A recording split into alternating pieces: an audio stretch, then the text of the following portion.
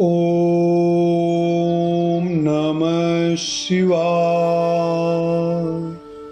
हर हर महादेव। दोस्तों, आप सभी का बसंत ज्ञान सागर में स्वागत है। दोस्तों, आज हम कहने जा रहे हैं श्री त्र्यंबकेश्वर ज्योतिर्लिंग की कथा। दोस्तों, आप लोग भी आइए और सुनिए। दोस्तों, श्री त्र्यंबकेश्वर ज्योतिर्लिंग, यह ज्योतिर्लिंग महाराष्ट्र प्रांत में नासिक से 30 किलोमीटर दूर पश्चिम में स्थित है।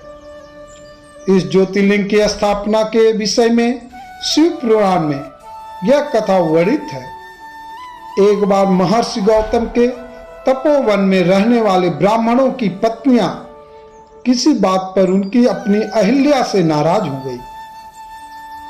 उन्होंने अपने पतियों को ऋषि गौतम का अपकार करने के लिए प्रेरित किया। उन ब्राह्मणों ने निमित्त भगवान श्री गणेश की आराधना की। उनकी आराधना से प्रसन्न हो गणेश जी ने प्रकट होकर उनसे वर मांगने को कहा। उन ब्राह्मणों ने कहा, प्रभु, यदि आप हम पर प्रसन्न हैं तो किसी प्रकार ऋषि गौतम को इस आश्रम से बाहर निकाल दें। उनकी यह बात सुनकर गणेश जी ने उन्हें ऐसा वर मांगने के लिए समझाया, किंतु वे अपने आग्रह पर अटल रहे।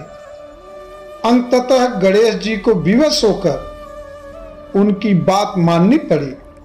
अपने भक्तों का मन रखने के लिए वे एक दुर्बल गाय का रूप धारण करके ऋषि गौतम के खेत में जाकर रहने लगे। गाय को फसल चरते देखकर ऋषि बड़ी नरमी के साथ हाथ में तीर लेकर उसे हाँकने के लिए लपके। उन तीरों का स्पर्श होते ही वह गाय वहीं मरकर गिर पड़ी। अब तो बड़ा हाहाकार मचा।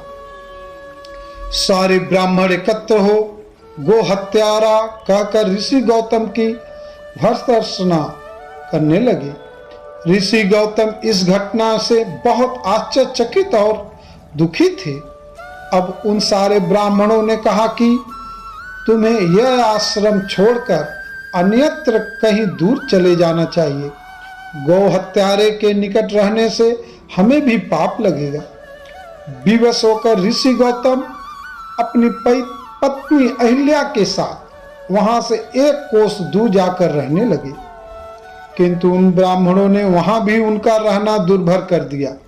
वे कहने लगे, गो हत्या के कारण तुम्हें अब वेद पाठ और यज्ञादि के कार्य करने का कोई अधिकार नहीं रह गया है। अत्यंत अनुनय भाव से ऋषि गौतम ने उन ब्राह्मणों से प्रार्थना की, आप लोग मेरे प्रायश्चित और उद्धार का कोई उपाय बताएं। तब उन्होंने कहा, गौतम, तुम अपने पाप को सर्वत्र सबको बताते हुए 3 बार पूरी पृथ्वी की परिक्रमा करो, फिर लौटकर यहाँ 1 महीने तक व्रत करो। इसके बाद ब्रह्मागिरी की 101 परिक्रमा करने के बाद तुम्हारी शुद्धि होगी, अथवा यहाँ गंगा जी को लाकर उनके जल से स्नान करके 1 करोड़ पार्थिव शिवलिंगों से शिव जी की आराधना करो। इसके बाद पुनः गंगा जी में स्नान करके इस ब्रह्मागिरी की 11 बार परिक्रमा करो। फिर 100 घड़ों के पवित्र जल से पार्थिव शिवलिंगों को स्नान कराने से तुम्हारा उद्धार होगा। ब्राह्मणों ने के कथनानुसार महर्षि गौतम वे सारे कार्य पूरे करके पत्नी के साथ पूर्णतः तल्लीन होकर भगवान शिव की आराधना करने लगे।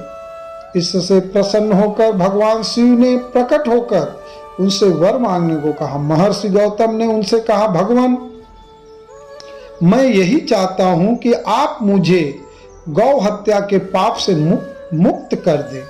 भगवान शिव ने कहा, गौतम, तुम सर्वथा निष्पाप हो। गौ हत्या का अपराध तुम पर छल पूर्वक लगाया गया है। छल पूर्वक ऐसा करवाने वाले तुम्हारे आश्रम के ब्राह्मणों को मैं दंड देना चाहता हूँ। इस पर महर्षि गौतम ने कहा कि हे प्रभु, उन्हीं के निमित्त से तो मुझे आपका दर्शन प्राप्त हुआ है। अब उन्हें मेरा परम हित समझकर उन पर आप क्रोध ना करें।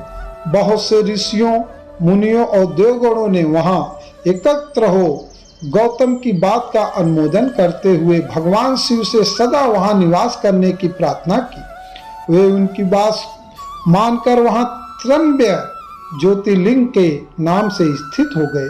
गौतम जी द्वारा लाई गई गंगा जी भी वहां पास में गोदावरी नाम से प्रवाहित होने लगी। यह ज्योतिर्लिंग समस्त पुण्यों को प्रदान करने वाला है और जो भी इस ज्योतिर्लिंग का जो भी व्यक्ति दर्शन करता है उसके सभी पाप दूर हो जाते हैं।